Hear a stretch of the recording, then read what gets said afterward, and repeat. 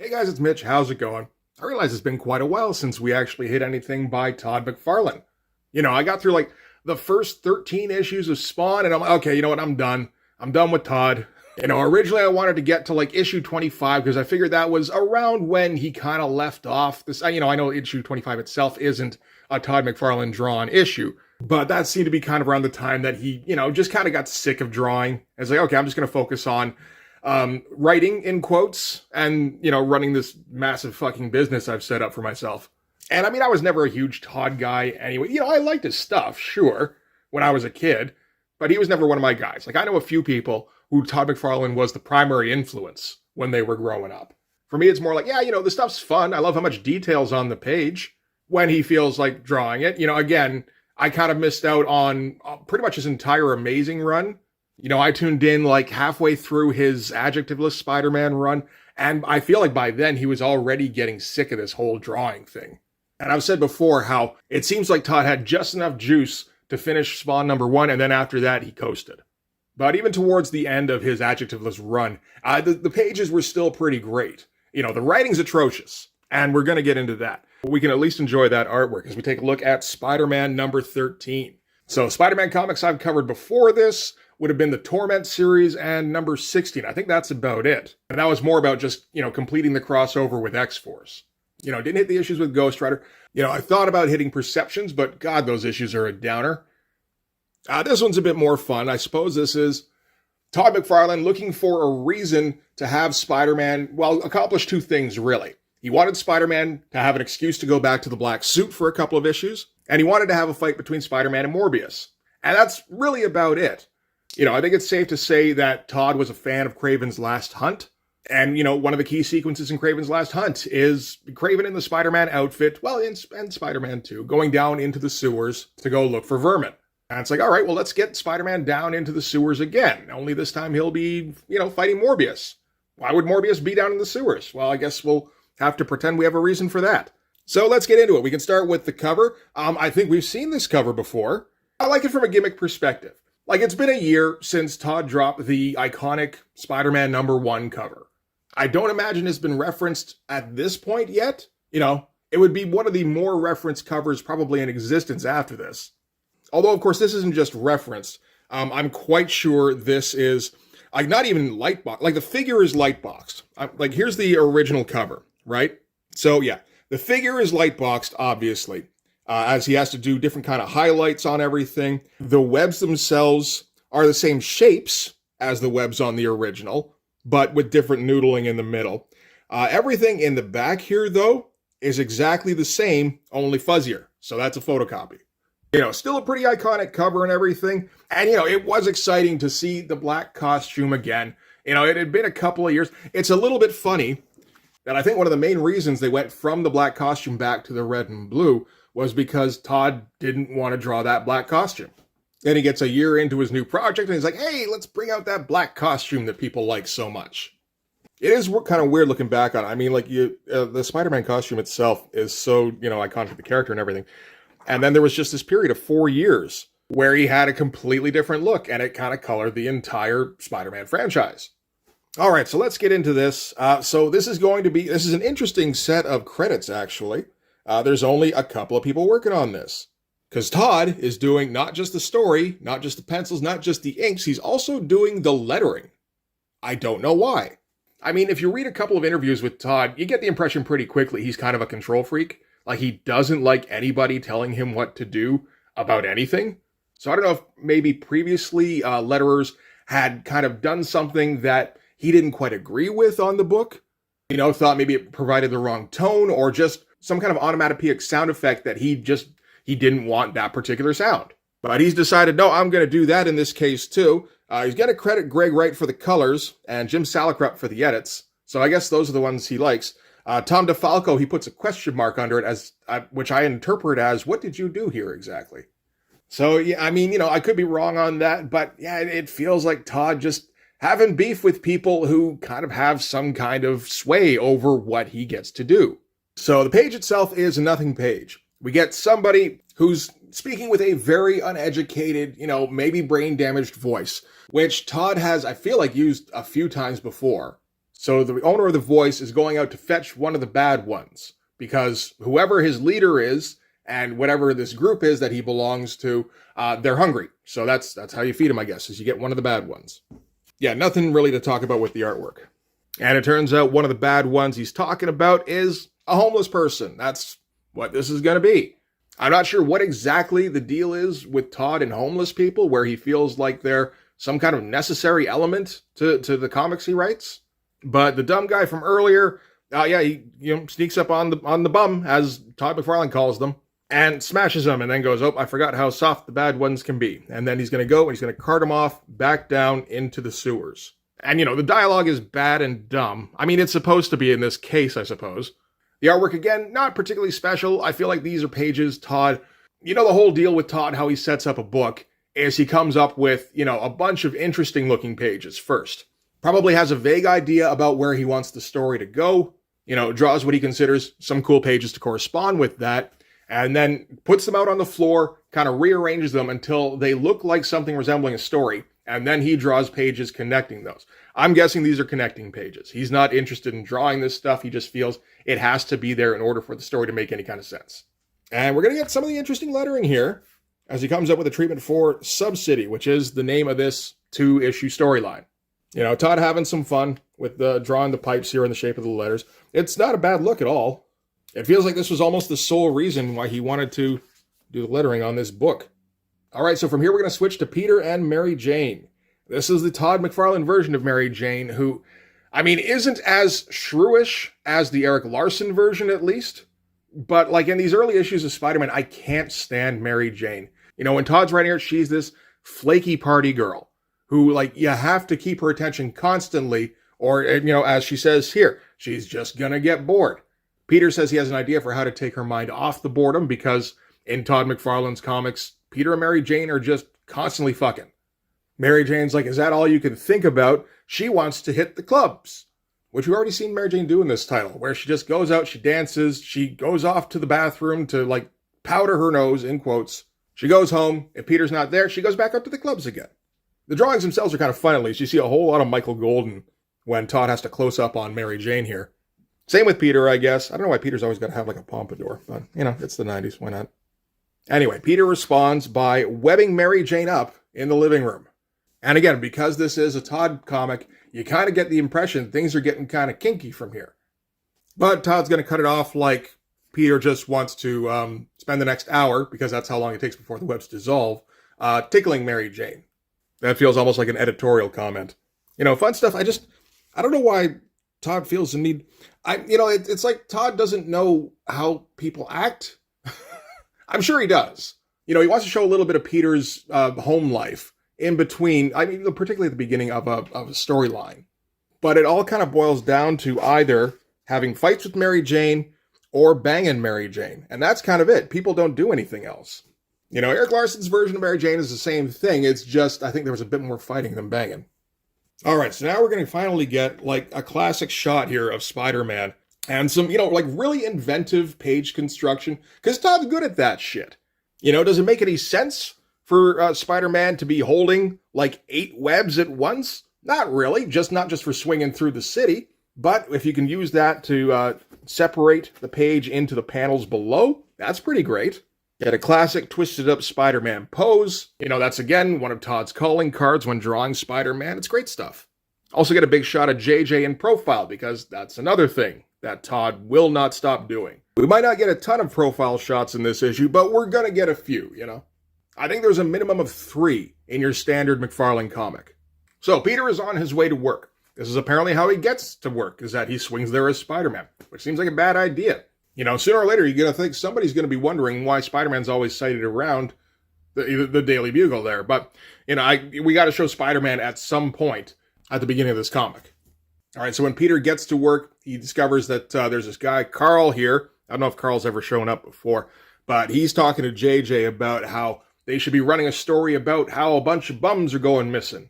And JJ responds with, I don't care about bums. I want real stories. You find me a murder disaster or a sex triangle. That I'll print. What is a murder disaster? Sex triangle you can kind of figure out. That could be a few things. Murder disaster? Although I guess this is, a world with supervillains where, If somebody wants to murder, they might just conjure up a typhoon or something, right? Okay, yeah, all right, let's go with that. So JJ doesn't want anything to do with these missing bums. Peter's like, I like bums. Come on. Peter's like, yo, I need work. Peter's like, yo, I need work. What's this about the bums? So Carl's going to direct him to the location where a whole bunch of bums have gone missing. Again, connector page. This is one of those pages where Todd decided to draw it, and he's like, that's a cool page. I'm going to put that somewhere in the comic. And then he had to come up with like 7 pages around it to try and build up to that. That must have been fucking exhausting. All right, so now we're going to cut to Spider-Man, who's down in that neighborhood where all the bums have gone missing.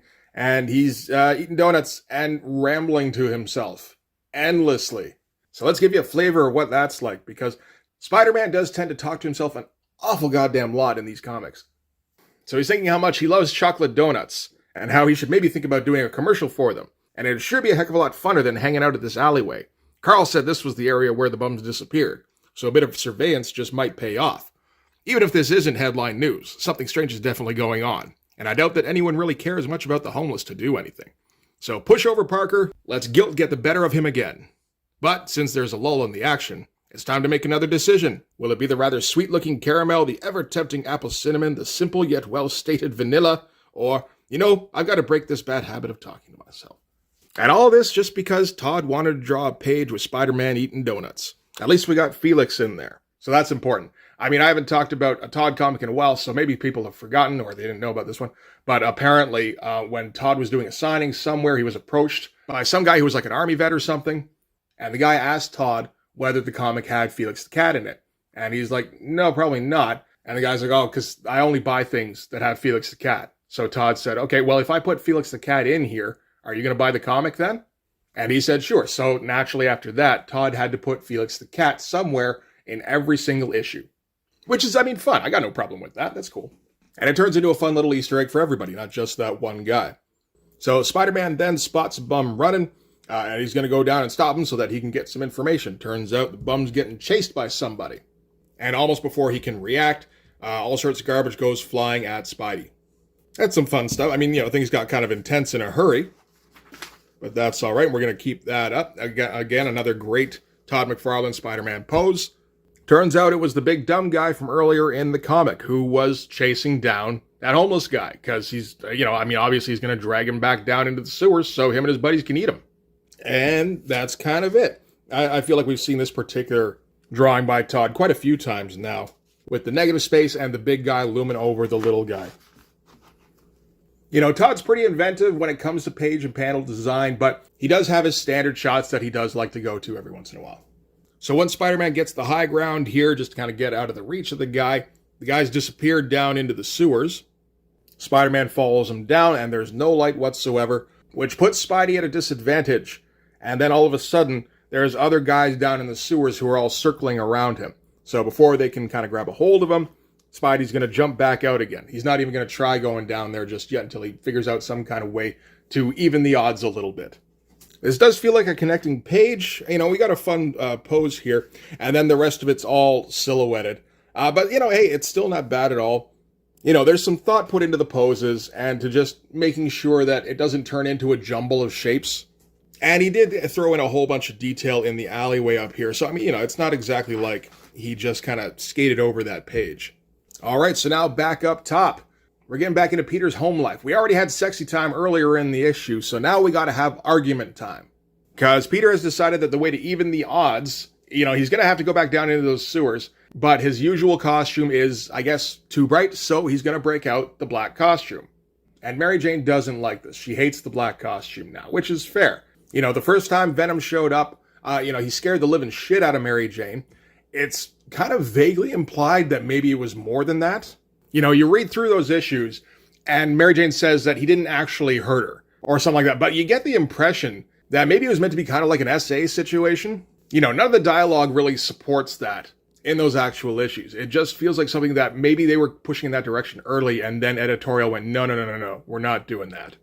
So now it's just, Mary Jane doesn't like it, black costume creeps her out, because Venom creeped her out. There's more on top of that, of course. There's the whole thing with Kraven, which, surprisingly, Todd doesn't really touch on. But, Mary Jane saw Kraven in the black costume brutalizing muggers, And then Peter got buried in that costume for 2 goddamn weeks. And then, yeah, that was not long at all before the whole Venom thing. So really, I guess the surprising thing is that Peter would go back to this costume at all after this. Again, in universe, like from a marketing perspective, obviously you want to have Spider-Man in the black costume in the Spider-Man #1 pose on the cover. That's going to bump sales up big time. And we get Mary Jane in her fairly fashionable dress, I suppose. I don't know how interested Todd is in fashion. I get the impression not too much.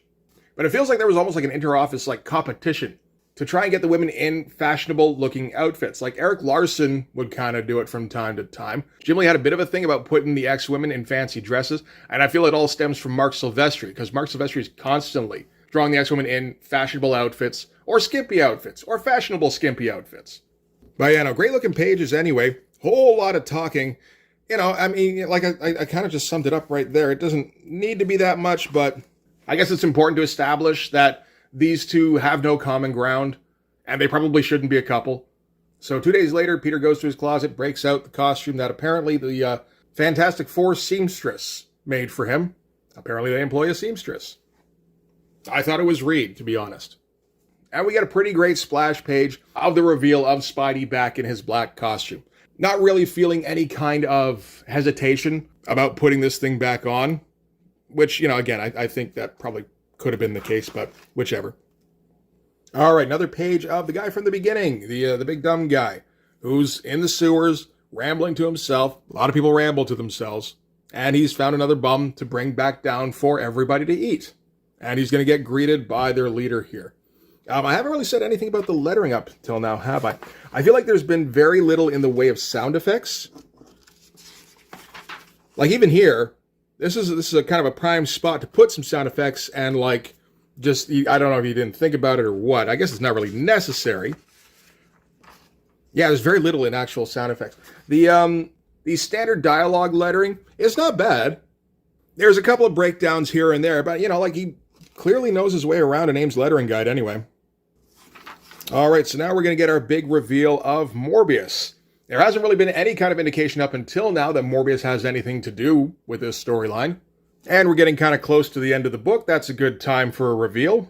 So Morbius is, pontificating. He's talking about how basically, like, you know, he's the king of the dumb people in the sewers. So they got a deal going on where these guys bring Morbius victims because he needs the blood. And in return, he's going to protect them from something. He says, like, the people above or something. I don't know exactly what he was going to do, but I guess on the odd chance somebody discovered them, Morbius would be ready to spring into action. You know, great looking splash here. That's pretty fantastic. Todd loves drawing his guys and having hairy forearms. And we're kind of keeping up the theme that Todd's established of having kind of the creepier Spider-Man villains in this title. You know, we started out with the Lizard and Calypso, only it was like a nastier version of the Lizard than had ever been seen before. We moved on to the Hobgoblin and its religious fanatic Hobgoblin.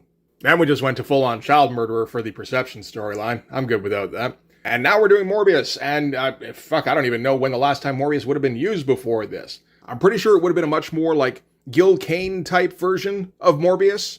But it's 1991 now, and things are starting to get a little gothy. So let's come up with a darker version of Morbius, because that's what Todd wants to draw. And we got one of our requisite profile taking up half a page. Yeah, certainly can't complain about the art in this issue for the most part. Like even the connecting pages that Todd pretty clearly doesn't want to draw. It feels like he's still putting in some effort on those. And so while Morbius is addressing his subjects, we've got some other denizen of the sewers who doesn't like Morbius and doesn't like that he's taken over whoever these people are. I guess just kind of like a different faction of homeless people than... So this guy, I believe, used to be the leader, and then Morbius came down and just kind of captivated everybody. This guy doesn't like Morbius's methods, and he thinks he's going to bring more attention down on them. So we've got a potential ally for Spider-Man eventually. And yeah, that lettering is starting to kind of fall apart a little bit here. You know, Todd just kind of cramming it in. He's not really paying a whole lot of attention to where the word balloons, like the shape of the word balloons, which is interesting. I wonder if he's lettering directly on the page, because by this point, you know, everybody knows how much original art is worth. So when Todd's drawing a page like this, yeah, he's drawing it because he wants to put a cool shot in the comic, but he also is drawing it because he wants to sell a page for $30,000 or whatever it's going for at that time. This page is just Spider-Man musing to himself about how there's always some kind of new crime problem. Somehow, even though there's dozens, if not hundreds, of superheroes in the general New York area, people still do mugging things. And Spider-Man's just like, man, you'd think eventually they'd get the point and move to like upstate New York or something. Like, how many superheroes operate in Buffalo? Just go and move to Buffalo. Oh, but then you gotta live in Buffalo. I've never been to Buffalo. I assume Buffalo is fine. All right, Spider-Man swings down to the manhole where he originally saw the guy go down into the sewers. And so he's just gonna kind of follow him in. And he was thinking how the black costume is gonna give him a bit more camouflage down in the dark. Although he didn't make a point of having anybody recognize the bright costume before. Everyone was silhouetted. Nobody said, look at that bright bug or anything like that. So again, there's just no reason to have the black costume other than, man, it'd be cool to have the black costume. Now this is one of those pages I feel like Todd's just not really thinking too much about how to design it, really, because, I mean, this is kind of awkward, where the focus is just Spider-Man's ass. You'd think it'd be kind of more of an upward angle, where he's climbing towards us down the pipe. I don't know if that would be unclear. Maybe that's the problem. And again, it's just weird to see Todd doing lettering kind of incorrectly. It feels like he's drawing these boxes and then putting in the dialogue and then not quite filling them up. It's a little odd. And then when he does put in something that fills it, like he just kind of crammed it in here. You know, like he's not an experienced letterer by any means, but then it's like, okay, well then why are you lettering this comic? So Spider-Man gets down to the sewers, and the homeless people living down there spot him immediately. So yeah, there's no point to wearing that costume. And they just kind of swarm him, and yeah, that's kind of it. You got kind of a cool shot of Spider-Man here. And then back at Morbius's court, I suppose, one of the other homeless report that they've got some kind of invasion going on. And Morbius says, no one trespasses without paying the price. So I guess in the next issue, Spidey's going to have to pay the price. And we get a big close-up of Morbius to end on, which is a weird-looking shot. All of the Morbius shots are kind of weird, though. They're all a little bit inconsistent, I guess is the word. You know, I get the impression that Todd doesn't use a ton of structure when he's drawing his figures. He just kind of goes on a page. That's just a guess, again. But, yeah, just based on the way he draws faces and figures and everything. So yeah, that's going to do it for Spider-Man number 13. There's a little bit of fun stuff in there. You know, there's a couple of great splashes, at least. But for the most part, this is all just a setup issue. It's really just the next issue that's going to be the fun one, because that's going to be Spider-Man versus Morbius. And we're going to get all sorts of splashes and dynamic fight pages and everything. We're going to get shots of Spider-Man in his black costume. You know, big hero shots. We're going to get panels where Morbius is being all creepy and intimidating and like skulking around the place. You know, that's kind of the good one. But this is the one that has the cool cover. So yeah, like, man, Todd can't write for shit. Like, not even a little. Like a whole comic of dicking around and setting up a fight. And you know, I don't know how good of a writer Todd thinks he is at this time. I can't imagine he thinks he's great. I figure he just thinks, well, it doesn't need to be great. I just need an excuse to kind of get these pages down. But then, like, I don't know, 10, 11, 12 of the pages in this comic are boring setup pages. Like, just draw the fight, man. Christ. You draw 22 pages of Spider-Man fighting guys. Do you think anybody's going to care that the context isn't there? Like, fuck's sake, that was the entire Torment storyline. And if memory serves correctly, that did all right. You know, when you do put the context in, it's dumb anyway. So, anyway, this is probably why I don't do Todd books anymore. I get all worked up for no real reason. So we'll do the second part of this at some point. You know, if we're going to do the setup issue, you got to do the actual fight issue.